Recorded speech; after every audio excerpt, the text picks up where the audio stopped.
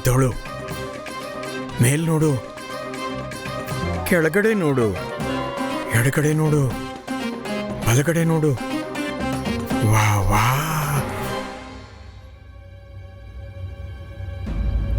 ಗುರುಗಳೇ, ಏನಾದ್ರೂ ಹೇಳಿ. ಹೇಳಿ ಗುರುಜಿ, ಹೇಳಿ. ಏನಾದ್ರೂ ಹೇಳಿ ಸ್ವಾಮಿ. ಗುರುಗಳು ಕುತ್ಕೊಂಡಿರೋ ಅಲ್ಲೇ ನಿದ್ದೆ ಮಾಡ್ತಾ ಇದ್ದಾರೆ. ಇಲ್ಲ ಇಲ್ಲ, ಅವರು ಕಣ್ ತೆರೆದಿದೆ. ಯಾವ್ದೋ ದೇವ್ರು ಗುರುಗಳ ಮೇಲೆ ಯಾವ್ದಾದ್ರು ಜಾದು ಗೀದು ಮಾಡ್ಬಿಟ್ರ? ನನ್ಗೂ ಹಂಗೆ ಅನಿಸ್ತಿದೆ. ಒಳ್ಳೇದ್ ಮಾತಾಡಿ. ಖಂಡಿತವಾಗ್ಲೂ ನಮ್ ಗುರುಗಳು ಮೌನವ್ರತ ಧಾರಣೆ ಮಾಡಿರ್ಬೋದು. ಅಯ್ಯೋ, ನಮ್ ಗುರುಜಿ ಯಾಕೆ ಹೇಳ್ತಾ ಇಲ್ಲ, ಯಾಕೆ ಮಾತಾಡ್ತಾ ಇಲ್ಲ? ಅವ್ರಿಗೆ ಏನಾಗಿದೆ? ಅಮ್ಮ ನೋಡಿ, ಅವ್ರಿಗೆ ಏನಾಗೋಗಿದೆ. ಬೆಳಗ್ಗೆಯಿಂದ ಅವ್ರೇ ಮಾತಾಡ್ಕೋತಿದ್ದಾರೆ. ಇವ್ರಿಗೇನಾದ್ರೂ ದೆವ್ವ ಮೆಟ್ಕೊಂಡಿಲ್ವಾ? ನನ್ ಮಗ ಅರಳಿ ಮರನ ಅವನ್ಗೆ ದೆವ್ವ ಮೆಟ್ಕೊಳಕ್ಕೆ ಸತ್ಯ ಹೇಳಿದ್ರಿಮ್ಮ. ದೆವ್ವ ಮೆಟ್ಕೊಂಡಿದ್ರೆ ನಮ್ಗೆ ಓಡ್ಸಕ್ಕೂ ಗೊತ್ತಿದೆ. ಬರುತ್ತೆ. ಹಾಗೇನಾದ್ರೂ ದೆವ್ವ ಮೆಟ್ಕೊಂಡಿದ್ರೆ ನಂಗೆ ಇಳ್ಸಕ್ಕೂ ಬರುತ್ತೆ. ನಿಜ ಹೇಳ್ತಿದ್ದೀರಾ? ನಿಜ.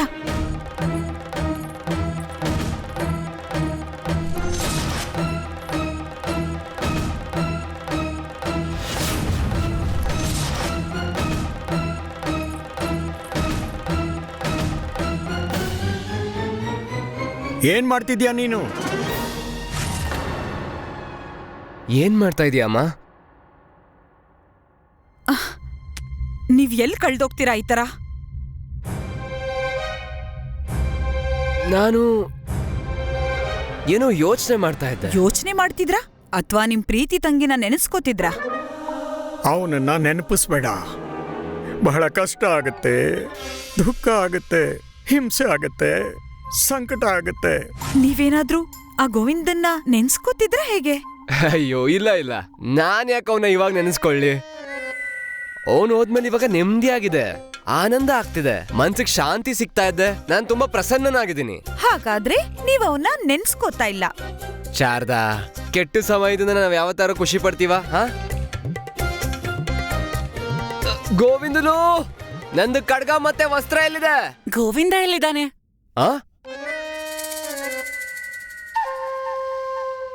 ಮತ್ತೆ ನೀವ್ ಹೇಳ್ತಿದ್ರಿ ಗೋವಿಂದನ್ನ ನಿಜವಾಗ್ಲೂ ನೆನೆಸ್ಕೊಂಡಿಲ್ಲ ಅಂತ. ಹಾ ಅಮ್ಮ, ಸ್ವಲ್ಪ ಯೋಚನೆ ಮಾಡಿ. ಗೋವಿಂದನ ನಾನು ಯಾವಾಗ್ಲೂ ನೆನ್ಸ್ಕೊತಾ ಇದ್ದೀನಿ. ಇವಾಗ ನಾನು ಬೈದ್ರು ಹೊಡೆದ್ರು ಕೂಡ ಗುರುಗಳು ಅವ್ರ ತಂಗಿನ ಎಷ್ಟು ನೆನ್ಸ್ಕೋಬಹುದು, ಅವ್ರವ್ರನ್ನ ಎಷ್ಟು ಇಷ್ಟಪಡ್ತಾರೆ. ನನಗೆ ಅಲ್ಲಿ ಇಲ್ಲಿ ಮೇಲೆ ಕೆಳಗೆ ಹಿಂದೆ ಮುಂದೆ ಎಲ್ಲ ಅವನ್ ಧ್ವನಿನೇ ಕೇಳಿಸ್ತಾ ಇದೆ. ಕಿವಿ ಬಾರ್ಸಲ್ಲ ಮೂರ್ಖರ. ನನಗೆ ನನ್ನ ಸೋದರಿ ನೆನಪು ಬರ್ತಾ ಇದೆ. ಆ ಪಂಡಿತ್ ರಾಮಕೃಷ್ಣನ್ ಕಾರಣಕ್ಕೋಸ್ಕರ ಅವಳು ವಾಪಸ್ ಹೋಗ್ಬೇಕಾಯ್ತು. ಒಂದಲ್ಲ ಒಂದ್ ರೀತಿಲಿ ಅವಳು ಹೋಗೋದಿಕ್ಕೆ ಕಾರಣ ನಾನೇನೆ. ಒಂದ್ ಹುಡುಗಿ ಜೀವನ ನನ್ನಿಂದ ಈ ತರ ಆಗಿದೆ ಅಂದ್ರೆ ನಾನ್ ದರ್ಬಾರ್ಗೆ ಹೋಗ್ಬಾರ್ದಾಗಿತ್ತು. ಎಲ್ಲ ದೋಷ ನನ್ನಿಂದಾನೆ. ತೆಗ್ದಾಕಿ. ಏನು? ಈ ಯೋಚನೆ ತೆಗ್ದಾಕಿ. ಎಲ್ಲಾ ದೋಷನೂ ಅವ್ಳಿಗಿದೆ ಅಮ್ಮ. ಅವಳೇ ನಮ್ ಗೋವಿಂದನ್ ಮೇಲೆ ಹಗ್ಗ ಹಾಕಿದ್ದು. ಮತ್ತೆ ನಿಮ್ಮ ಅಣ್ಣನ್ ಬುದ್ಧಿ ಎಲ್ಲೋಗಿತ್ತು? ಅನಂತ ಆ ರೀತಿ ಮಾಡಿದ್ರು ಕೂಡ ಗೋವಿಂದ ಕೂಡ ಸಹಾಯ ಮಾಡ್ದ ಅಲ್ವಾ? ಅದಕ್ಕೆ ನಾನು ಗುರುಗಳ ಹತ್ರ ಹೋಗಿ ಒಂದು ಕ್ಷಮೆ ಕೇಳಬೇಕು. ಹಾ,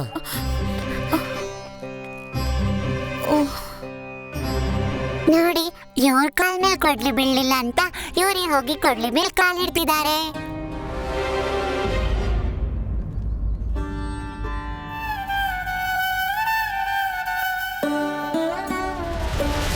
ಮಣಿ ಮಣಿ, ನೀನ್ ನೋಡ್ತಾ ಇರು, ಇವತ್ತು ಘೋರವಾದ ಯುದ್ಧ ನಡೆಯುತ್ತೆ. ಒಂದ್ ವೇಳೆ ಅಪ್ಪಿ ತಪ್ಪಿ ಆ ರಾಮ ನಮ್ ಗುರುಗಳ ಎದುರಿಗೆ ಬಂದ ಅಂದ್ರೆ ಗುರುಗಳು ತಮ್ಮ ಮಂತ್ರಶಕ್ತಿಯಿಂದ ಅವನ್ನ ಭಸ್ಮ ಮಾಡ್ಬಿಡ್ತಾರೆ.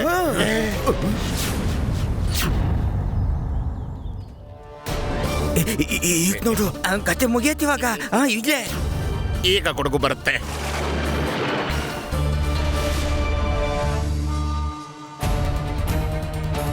ಹೇಗೆ ಹೇಳಿ, ಯಾವ ರೀತಿ ಹೇಳಿ? ಕೋಪದಲ್ಲಿ ನನ್ನ ಮೇಲೆ ಆಕ್ರಮಣ ಮಾಡದಿದ್ರೆ ಸಾಕು.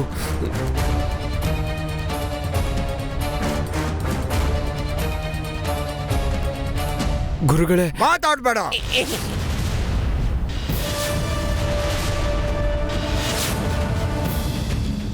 ನೀನೇನ್ ಮಾಡ್ಬೇಕು ಅದನ್ನ ಮಾಡಿದ್ಯಾ. ಈಗ ನನ್ನ ಸರದಿ. ಬಹಳ ಆಗೋಯ್ತು. ಈಗ ನಾನು ಸುಮ್ಮನೆ ಇರೋನಲ್ಲ. ಇವತ್ತು ಮಹಾರಾಜನ್ ತಿಳಿಸ್ತೀನಿ. ಜಗನ್ಮೋಹಿನಿಗೆ ಪತ್ರ ಬರ್ದೋರು ಬೇರೆ ಯಾರೂ ಅಲ್ಲ, ಪಂಡಿತ್ ರಾಮಕೃಷ್ಣ ಪ್ರೇಮ ಪತ್ರ ಬರ್ದಿರೋನು ಅಂತ. ಪರಿಣಾಮ ನೋಡು, ಎಷ್ಟು ಪ್ರಿಯನಾಗಿರ್ತೀಯ ಮಹಾರಾಜ್ ನಿಂಗೆ.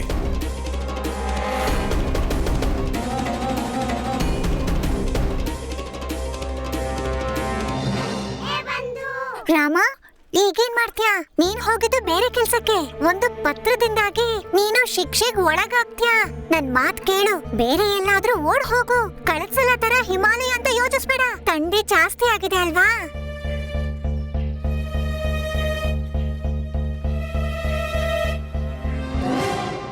ನೋಡ್ತಿರೋ ಮಣಿ, ಈ ಸಲ ಚಳಿಯಲ್ಲೂ ಬಿಸಿಲು ಹೇಗಿರುತ್ತೆ ಅಂತ. ಈಗ ಅವನ್ನ ಯಾರು ತಡೆಯಕ್ಕಾಗಲ್ಲ. ಮುನ್ನ, ಈ ಹೆಸರಿನಿಂದ ನನ್ನನ್ನು ಕರೆಯೋದಕ್ಕೆ ಎಷ್ಟು ಧೈರ್ಯ ನಿನಗೆ? ನಾವು ನಿಮ್ಮನ್ನ ಮುನ್ನ ಅಂತ ಕರೀಲಿಲ್ಲ ಗುರುಗಳೇ. ಮುನ್ನ ಅನ್ನೋ ಶಬ್ದ ನಮ್ ನಾಲ್ಗೆ ಮೇಲೆ ಬರೋಕ್ ಸಾಧ್ಯನೇ ಇಲ್ಲ. ಮತ್ತೆ ಬರಲೂಬಾರ್ದು. ನನ್ನನ್ನ ಈ ಹೆಸರಿನಿಂದ ಕರೆಯೋ ಅಧಿಕಾರ ಕೇವಲ ಅಣ್ಣನಿಗಿರೋದು. ನಿಮ್ಮ ಅಣ್ಣನ ನಿನ್ನ ಕರೀತಾ ಇರೋದು ಮುನ್ನ.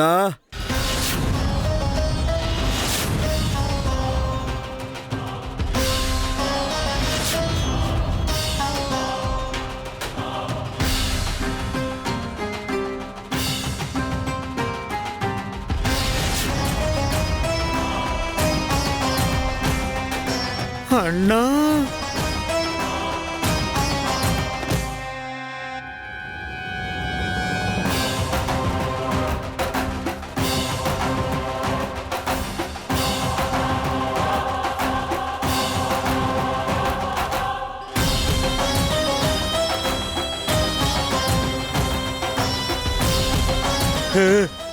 ಮಣಿ, ಯಾರಿದು ಪರಾಕ್ರಮಿ ಪಂಡಿತ? ಮತ್ತೆ ಇವನ ಪಲ್ಲಕ್ಕಿ ಎಷ್ಟೊಂದು ಚೆನ್ನಾಗಿದೆ, ಮತ್ತೆ ಎಷ್ಟೊಂದು ಸೇವಕರು, ಮತ್ತೆ ಎಲ್ಲರೂ ಇಷ್ಟೊಂದು ಗಟ್ಟಿಮುಟ್ಟು. ಧನಿ, ನಾವೇನಾದ್ರೂ ಇವ್ರುಗಳ ಶಿಷ್ಯರಾಗಿದ್ರೆ ಎಷ್ಟು ಚೆನ್ನಾಗಿರ್ತಿತ್ತು ಅಲ್ಲ. ಅಣ್ಣ, ಮುನ್ನ ಹೋದ ಜೈಲ್ಗೆ ಪೆಂಟು, ಅನ್ನವಾಗೊಂದು ಹೊಡೆದ ಏಟು, ಲಾಲಾಗಡೆ ಆಳ್ತಿದ್ದ, ಅನ್ನ ತಂದ ಆಟ ಸಾಮಾನು, ನನಗೆ ನಗು ಬರ್ತಿತ್ತು, ಮತ್ತೆ ಓಡ್ದ. ಅಣ್ಣನ ಕೈಯಲ್ಲಿ ಸಿಗೋದಿಕ್ಕೆ ಮುನ್ನ. ಅಣ್ಣ ಅಣ್ಣ ಅಣ್ಣ ಅಣ್ಣ, ಕಾಲಲ್ಲಿ ಚಪ್ಲಿ ಇದೆ, ಮತ್ತ ಅವನ್ ಬದುಕಿದಾನ. ವಿಜಯನಗರದ ಮಣ್ಣು ನಿನಗೆ ಇಷ್ಟ ಆಗ್ಲಿಲ್ವಾ? ದೇವ್ರೆ, ಇವನ್ ತಲೆಯಲ್ಲಿ ಏನಾದ್ರೂ ಬುದ್ಧಿ ತುಂಬು. ಏನಾಯ್ತು? ತುಂಬು ದೇವ್ರೆ, ಇವನ್ಗೊಂಚೂರು ಸಂಸ್ಕಾರನೇ ಇಲ್ಲ. ಕ್ಷಮಿಸು ಅಣ್ಣ, ಕ್ಷಮಿಸು ಅಣ್ಣ. ಆಯುಷ್ಮಾನ್ ಭವ, ಆಯುಷ್ಮಾನ್ ಭವ. ಏನ್ ನೋಡ್ತಾ ಇದ್ದೀರಾ? ನಮಸ್ಕಾರ ಮಾಡು, ನಮ್ ದೊಡ್ಡಣ್ಣ ಇವನು. ಹೌದು, ಪರಮ ಪೂಜ್ಯ, ಪರಮ ಪರಾಕ್ರಮಿ ಪಂಡಿತ್ ಅಣ್ಣಾಚಾರ್ಯ. ಮಣಿ, ಇವರು ಶಿಷ್ಯ ಆಗೋದ್ರಲ್ಲೇ ಲಾಭ ಇದೆ. ಇವಾಗ ಇದನ್ನೆಲ್ಲ ಬಿಡು, ಬೇಗ ಹೋಗಿ ಅವ್ರನ್ನ ಮೆಚ್ಚಿಸ್ಕೊಳ್ಳೋಣ. ಸಾಷ್ಟಾಂಗ ನಮಸ್ಕಾರ ಗುರುದೇವ. ಎದ್ದೇಳಿ. ಅಣ್ಣ, ಇವ್ರು ನನ್ನ ಶಿಷ್ಯರು ಧನಿ ಮತ್ತೆ ಮನಿ. ಇದನ್ ತಿಳಿಸಿ, ನೀವಿಲ್ಲಿ ಬರೋ ತೊಂದ್ರೆ ಯಾಕೆ ತಗೊಂಡ್ರಿ? ನಾವು ನಿಂತಡಿಯೋದಕ್ ಬಂದ್ವಿ. ನನ್ನ ನೀನು ಪತ್ರದ ವಿಚಾರ ಹೇಳಕ್ ಹೊರಟಿದ್ದೆ ಅಲ್ವಾ? ಅಣ್ಣ, ಆ ಪತ್ರದ ವಿಷಯ ನಿಮ್ಗೆ ಗೊತ್ತಾಯ್ತು? ನಾವು ಹಾರ್ತಾ ಇರೋ ಹಕ್ಕಿಗಳ ಕಣ್ಣನ್ನ ನೋಡಿ ಹೇಳ್ತೀವಿ ಮತ್ತೆ ತಿಳ್ಕೋತೀವಿ. ಅದರ ದೃಷ್ಟಿ ಎಲ್ಲಿದೆ ಮತ್ತು ಯಾರ ಮೇಲಿದೆ. ಇನ್ನು ಈ ಪತ್ರ ಒಂದು ಸಾಧಾರಣ ವಿಷಯ. ಇದು ಹೌದಾ? ಹಾಗಾದ್ರೆ ಈ ಬ್ರಹ್ಮದೃಷ್ಟಿಯ ಸಂಪ್ರದಾಯ ನಮ್ಮ ಗುರುಗಳ ಕುಟುಂಬದ ಆಸ್ತಿಯ. ಸರಿಯಾಗಿ ಹೇಳ್ದೆ ನೀನು. ಅಣ್ಣ, ಇದು ಸಾಧಾರಣ ವಿಷಯವಲ್ಲ. ಮುನ್ನ ಅನಾಚಾರ ಮತ್ತು ಅಧರ್ಮವನ್ನು ಕಂಡಾಗ ಏನ್ ಹೇಳ್ಬೇಕು? ಅನಾಚಾರ ಅಂದ್ರೆ ಮುನ್ನ. ಅನಾಚಾರ ಅಲ್ಲ ಅಣ್ಣ, ಆದ್ರೆ ಇದು ಸಮಸ್ಯೆ. ನಾನು ನಿನ್ನ ಸಮಸ್ಯೆಯನ್ನ ಬೇಗನೆ ಮುಗಿಸ್ತೇನೆ. ಹೌದಾ? ಹೇಳಿ. ಅದಕ್ಕೂ ಮುಂಚೆ ಸ್ವಲ್ಪ ಊಟ ಮಾಡೋಣ, ಸ್ವಲ್ಪ ವಿಶ್ರಾಂತಿ ಪಡೆಯೋಣ. ಏನು ಹೇಳುತ್ತೀರಾ? ಸ್ವಲ್ಪ ಊಟ ಮಾಡೋಣ, ಆಮೇಲೆ ಹೇಳಿ ಶ್ರೀ ಶ್ರೀ ಅನಾಚಾರ್ಯರಿಗೆ, ಹೇಳಿ ಶ್ರೀ ಶ್ರೀ ಅನಾಚಾರ್ಯರಿಗೆ.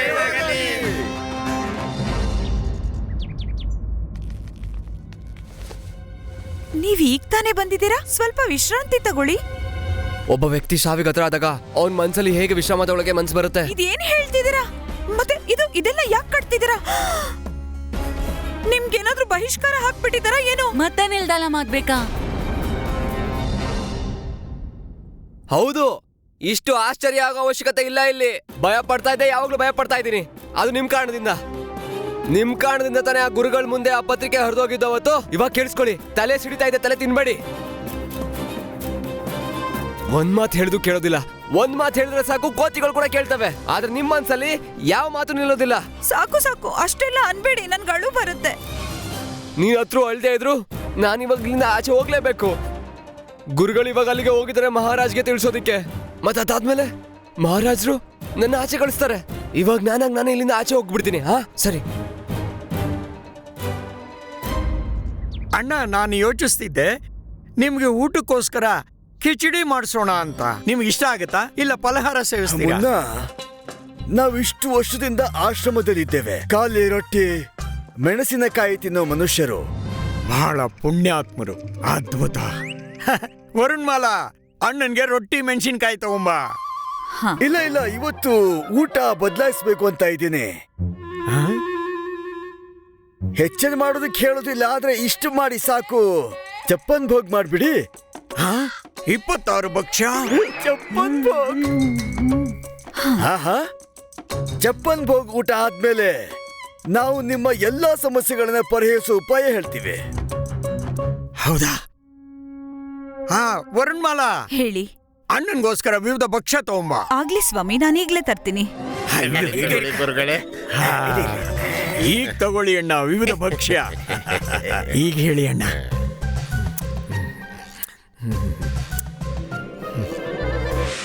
ಚೆನ್ನಾಗಿದ್ಯಾ? ಅತ್ಯಂತ ರುಚಿಕರ.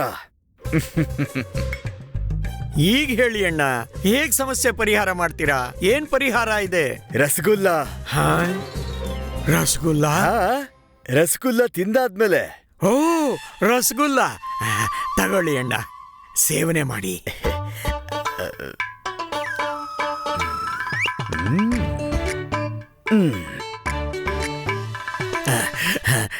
ಈಗ ಹೇಳಿ. ಮೊದ್ಲು ನೀನ್ ಹೇಳು, ನಿನ್ನ ಪ್ರಕಾರ ಯಾವುದು ಪರಿಹಾರ? ಆ ಪತ್ರದ ಅರ್ಥ? ಮಹಾರಾಜರು ಪಂಡಿತ್ ರಾಮಕೃಷ್ಣನ್ಗೆ ದಂಡನೆ ಕೊಡ್ತಾರೆ. ಮುನ್ನ, ಕೆಲ್ಸ ಆಗ್ಲೂಬಹುದು, ಇಲ್ಲ ಸಮಸ್ಯೆ ಜಾಸ್ತಿನೂ ಆಗ್ಬಹುದು. ಹೇಗೆ? ಕೇಸರಿ ಬಾತ್. ರಸ್ಮಲೈ ತಗೊಳ್ಳಿ. ರಸ್ಮಲೈ, ಕೇಸರಿ ಬಾತ್.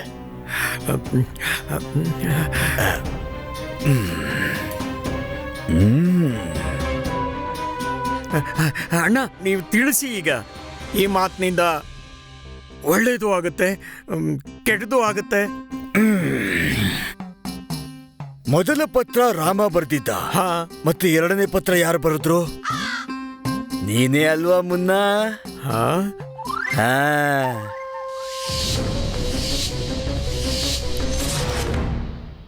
ರಾಮನಿಗೆ ಶಿಕ್ಷೆ ಸಿಗತ್ತೆ, ಆದ್ರೆ ನಿನಗೇನ್ ಸಿಗತ್ತೆ? ಮಹಾಶಿಕ್ಷೆ. ಯೋಚಿಸು ಮುನ್ನ. ಹೌದಾ? ಆದ್ರೆ ಮಹಾರಾಜಗೆ ಈ ವಿಷಯ ಹೇಗೆ ತಿಳಿಯುತ್ತೆ? ನನಗೆ ಗೊತ್ತಾಯ್ತು ಹಾಗೆ. ಗೋಡೆಗಳಿಗೂ ಕಿವಿ ಇರತ್ತೆ. ಅಯ್ಯೋ ದೇವ್ರೆ. ಹೆದರ್ಕೋಬೇಡ, ನಿನ್ನ ಅನಾಚಾರಿ ಇದಾನಲ್ಲ. ಆದ್ರೆ ಅಣ್ಣ, ಇದು ಮಹಾರಾಜನ್ ತಿಳಿಸದೆ ಹೋದ್ರೆ ರಾಮಕೃಷ್ಣನ್ಗೆ ಹೇಗ್ ಶಿಕ್ಷೆ ಆಗುತ್ತೆ? ನಿನ್ನ ಸಮಸ್ಯೆ ಏನು? ರಾಮನ ಅಥವಾ ಪತ್ರನ? ರಾಮ ಅಲ್ವಾ? ರಾಮ. ಅವನೇ ನನ್ ಸಮಸ್ಯೆ. ಅವನೇ ಒಂದೊಂದ್ಸಲ ನನ್ ಕೂತ್ಗೆ ಹಿಡಿದು ಹಿಸುಕ್ತಾನೆ, ಕೆಲವು ಸಲ ನನ್ ಕಾಲ್ಗೆ ಬೇಡಿ ಆಗ್ತಾನೆ. ಯೋಚಿಸು, ನಿನ್ನ ಕಾಲಿಗಾಗಿರೋ ಬೇಡಿ ನೀನ್ ಹಾರಾಡೋಕೆ ರೆಕ್ಕೆ ಆಗ್ಬಿಟ್ರೆ ಕೈಗಳೇ ರೆಕ್ಕೆ ಆಗುತ್ತೆ. ರೆಕ್ಕೆಗಳು ಹೇಗಾಗ್ತವೆ? ಯಾಕಾಗಲ್ಲ ಮುನ್ನ, ನಿನ್ನ ಅನಾಚಾರಿ ಇದಾನಲ್ಲ. ಆದ್ರೆ ಅದು ಅಣ್ಣ ಹೇಗೆ ಹೇಗೆ ಹೇಗೆ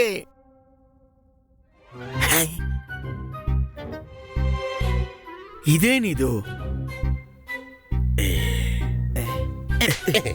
ಜಲೇಬಿ ಜಿಲೇಬಿ. ಅರೆ ಜಿಲೇಬಿ. ಈಗ ಹೇಳಿ. ಜಿಲೇಬಿ.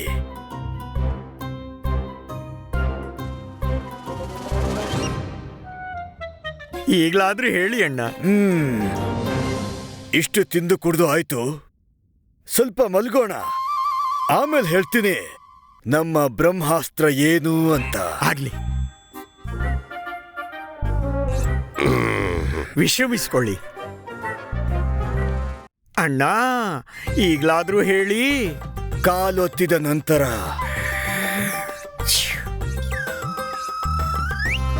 ಕಾಲೋತ್ರಿ. ಸರಿ ಗುರುಗಳೇ. ಕಾರತ್ತೀವಿ. ನೀನೊತ್ತು. ಹೋಗ್ಲಿ ಬಿಡಿ ಅಣ್ಣ.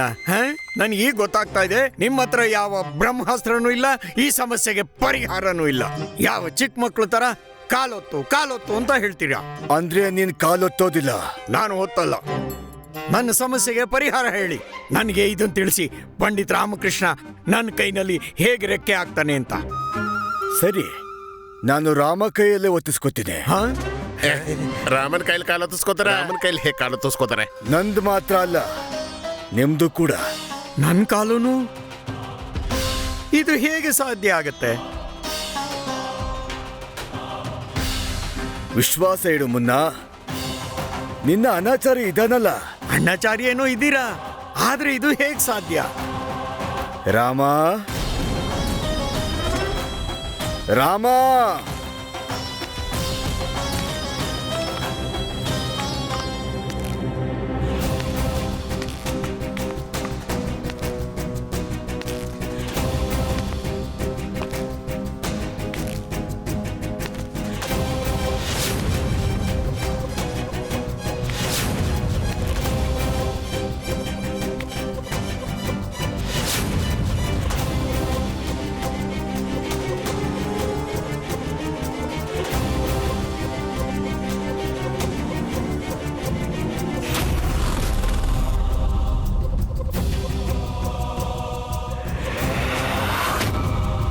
ರಾಮ ರಾಮ.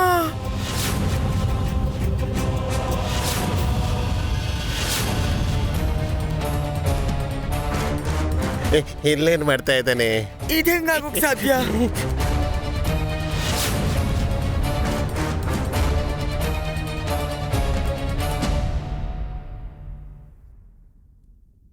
ರಾಮ, ಮುಂದೆ ಬಾ.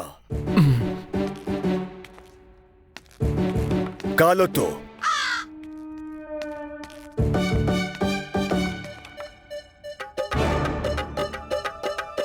ನಂದಲ್ಲ, ಮುನ್ನಾದು.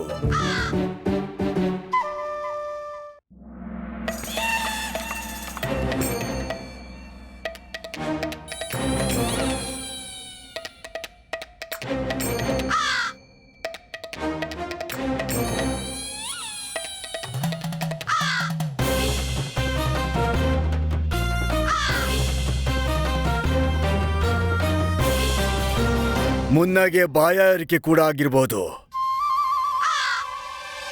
ಸ್ವಲ್ಪ ನೀರು ಕುಡ್ಸು.